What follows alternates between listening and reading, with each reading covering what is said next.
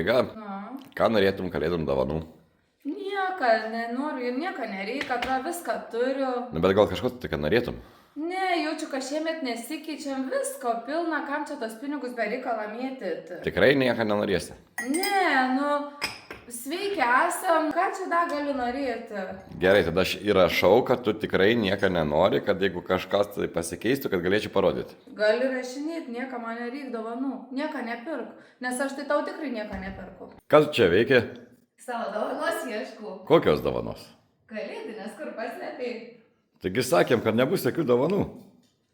Nu, tai visą laiką mes taip sakom, bet...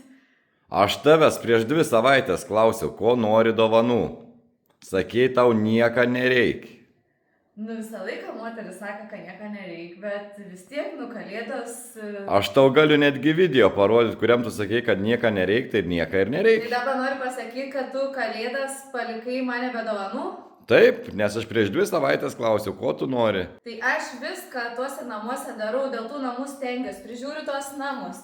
Ir dabar noriu pasakyti, kad aš liksiu be kalėdinės dovanos šiandien. Taip, liksi be kalėdinės dovanos šiandien.